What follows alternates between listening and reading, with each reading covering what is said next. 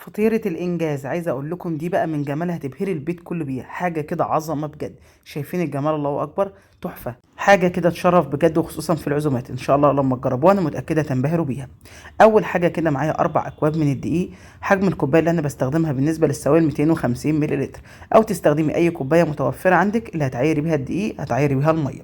كده أنا عيرت معايا 4 أكواب من الدقيق، عليهم معلقة كده صغيرة من الملح، وعليهم كده تلت كوباية من الزيت، وممكن سمنة على زيت براحتك خالص، وكوبايه من الميه الدافيه. نبدا بقى نعجن العجينه بتاعتنا كويس جدا. العجينه دي مفيش فيها خميره، بس بتحتاج عجن شويه، يعني مده ما تقلش عن 10 دقائق. كل ما تخدمي العجين كل ما تاخدي نتيجه حلوه قوي قوي.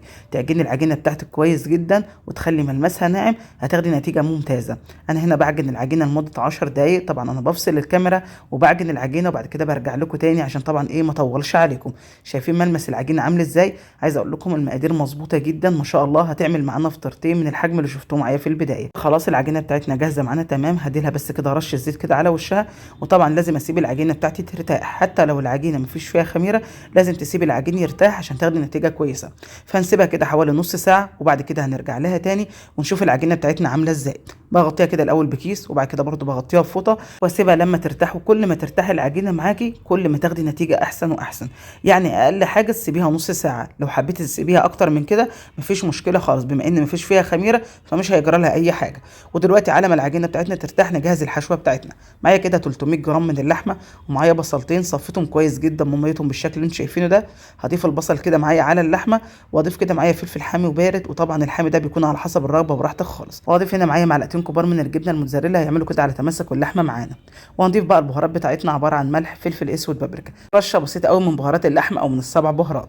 وهنبدا بقى نعجن اللحمه بتاعتنا كويس جدا بحيث كلها كده تكون متماسكه مع بعضها، ونخلط المكونات كلها مع بعضها زي ما انتم شايفين كده كويس جدا. وبعد كده بسيبها في التلاجة بحيث تاخد كده اللحمه من طعم البهارات اللي احنا حطيناها والبصل. تكون العجينه بتاعتي برضو ارتاحت معايا. فانا كده خلاص خلطتها معايا كويس جدا. هدخلها معايا التلاجة، وبعد كده نشوف بقى العجينه بتاعتنا اخبارها عايزه اقول لكم بقى العجينه ما شاء الله تحفه. العجينه نتيجتها حلوه قوي قوي فوق ما تتخيلوا. هتشوفوها دلوقتي معايا ما شاء الله مرتاحه وحلوه جدا. عايزه اقول لكم ده بعد مرور نص ساعه كانت بالجمال اللي انتم شايفينه ده. شايفين ما شاء الله مطه العجينه عامله ازاي؟ ما شاء الله. يعني مفيش بقى احلى ولا اجمل من كده. زي ما قلت لكم العجينه دي احنا هنقسمها كده على فطرتين. لو عندك ميزان ممكن تقسمي العجينه بالتساوي او تاخديها بالنظر زي ما انا عملت كده. هنجيب كده بقى دقيق على الرخامه، ونبدا نفرد بقى العجينه بتاعتنا بالنشابه. هتتفرد معانا سهل جدا. طبعا العجينه بتاعتك كل ما تكون مرتاحه بتتفرد معاكي سهل. ببدا افردها زي ما انتم شايفين كده بسمك رفيع، واوريكم دلوقتي سمكها بيكون عامل ازاي. بس يا ريت لو وصلتوا للمرحله دي ونسيتوا تحطوا اللايك، ادعمونا كده بلايك حلو منكم عشان الوصفه بتاعتنا توصل لكل الناس. اكون شاكره لكم جدا جدا، واتمنى لو تشيروا الفيديو عشان القناه تكبر بيكم وليكم. كده خلاص انا ببدا افرد العجينه بتاعتي زي ما انتم شايفين كده. طريقتها سهله جدا، وعايزه اقول لكم التشكيل مفيش اسهل ولا ابسط من كده. ما شاء الله. يعني اي حد حتى لو انت مبتدئه هيقدر يعملها باحترافيه. هنجيب طبق او بوله معانا صغيره بالشكل ده، هنحطها كده في النص ونبدا نقطع العجين بتاعنا. بقطع العجين زي ما انتم شايفين كده على 4 قطع، وببدا بعد كده اسيب قطعتين زي ما هم كبار، والقطعتين التانيين بقسمهم على جزئين. ليه بقى؟ علشان عايزه القطعه الصغيره تكون من جوه، والقطعه الكبيره نقفل بيها العجينه بتاعتنا فتبقى على شكل دايره وتكون مظبوطه معانا، والحشوه ما تطلعش منها.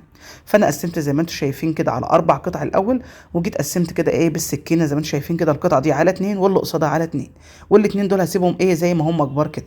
وهنبدا دلوقتي بقى نشيل الطبق بتاعنا ونبدا نحط الحشوه. الحشوه بتاعتنا اللي احنا عملناها مع بعض طلعناها دلوقتي كده من التلاجة، وهنبدا نوزعها على القطع كلها. بوزعها كده بالتساوي، ودي بتعمل معانا بقى طبقات ورقات زي ما شفتوا كده معايا في البدايه. ما شاء الله حلوه قوي قوي. يعني وانت بتاكلي كده الفطيره كل قطعه فيها لحمه ما شاء الله. عايزه اقول لكم ان من جمال الفطيره دي والله ولادي خليني اعملها مرتين ورا بعض. حاجه كده خرافه، طعمها حلو جدا جدا. ولو عندك عزومات تعمليها كده في العزومات ما شاء الله مفيش احلى ولا اجمل من كده. وطريقتها سهله زي ما شفتوا كده معايا. يعني ممكن تعملي العجين كده من الصبح والسيبيه يرتاح براحته خالص، وتجهزي اللحمه بتاعتك، وزي ما شفتوا كده معايا ما خدتش وقت خالص. كمان طريقه التشكيل مفيش اسهل ولا ابسط منها. هنبدا بقى نوزع اللحمه زي ما انتم شايفين كده على العجين كله. طبعا لازم نخلي بالنا واحنا بنقسم اللحمه كده بتاعتنا نقسمها كده على جزئين. احنا طبعا هنعمل فطرتين، فمثلا ما تمليش واحده كده باللحمه والتانيه طبعا ما يكونش فيها كميه لحمه كويسه او مناسبه ليها. فانت كده من البدايه بتقسمي كده اللحمه على نصين، يعني يكونوا قد بعض بالظبط، وتوزعي بقى كميه اللحمه على كل فطيره بحيث تكون كده متشبعه معاكي باللحمه. كده خلاص انا وزعت اللحمه بتاعتي كلها بالشكل ده، وهبدا اخد كده معايا القطعه الصغيره هقفلها كده في النص، وبعد كده هاخد القطعه الكبيره زي ما هتشوفوا دلوقتي كده معايا. شايفين ما شاء الله مفيش بقى اسهل ولا ابسط من كده. وطبعا عشان العجينه بتاعتي مخدومه صح، فالعجينه ما شاء الله مرنه معايا وما بتتقطعش ولا بيجرى لها اي حاجه زي ما انتم شايفين كده. وفي المرحله اللي انا بقفل فيها العجين بالشكل ده، ببدا اعمل ببدا اسخن الفرن بتاعي. خصوصا لو فرن البوتاجاز لازم تسخنيه على الاقل قبلها كده بربع ساعه، لكن لو فرن الخبيز هما دقيقتين اتنين وما شاء الله الفرن بيكون حلو جدا، بيكون سخن قوي قوي وبيطلع المعجنات رهيبه. لو انت عندك فرن الخبيز بصراحه بيفرق جدا في المعجنات. طيب ما عنديش فرن خبيز مفيش مشكله خالص، فرن البوتاجاز عادي جدا بنسوي فيه.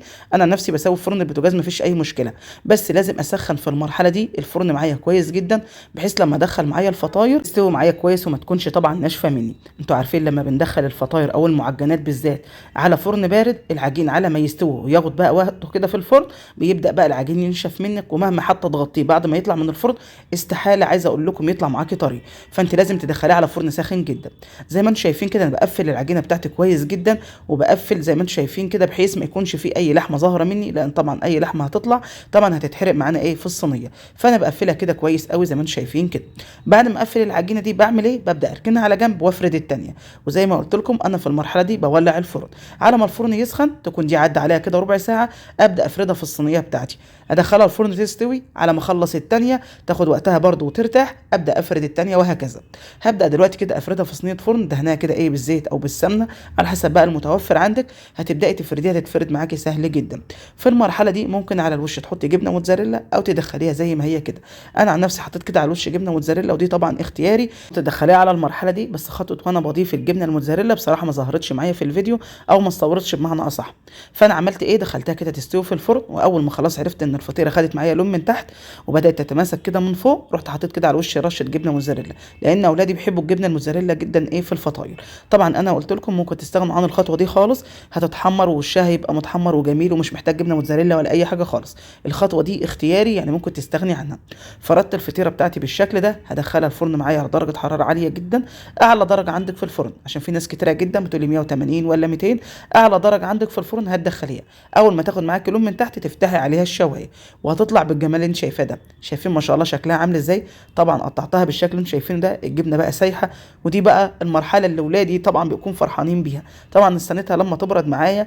انا عملت طبعا واحده تانية، وطبعا اولاد كلوها، ودي كده استنيتها لما تبرد عشان اوريها لكم. شايفين الجمال؟ الله اكبر بجد تحفه. ان شاء الله لما تجربوها انا متاكده هتعجبكم. عايزه اقول لكم بقى ريحتها قلبت الدنيا. شايفين بقى ما شاء الله شكلها عامل ازاي؟ اعتقد مفيش احلى بقى ولا اجمل من كده. باذن الله تجربوها وتقولوا رايكم في الكومنتات، يهمني جدا. بكده فيديو النهارده يكون خلص، اتمنى يكون عجبكم. يا ريت طبعا لو عجبكم ادعموا الفيديو باللايك والشير عشان الوصفه بتاعتنا توصل لكل الناس. اكون شاكره لكم جدا جدا، واشوفكم على خير ان شاء الله في وصفه جديده، ومع الف سلامه حبايبي.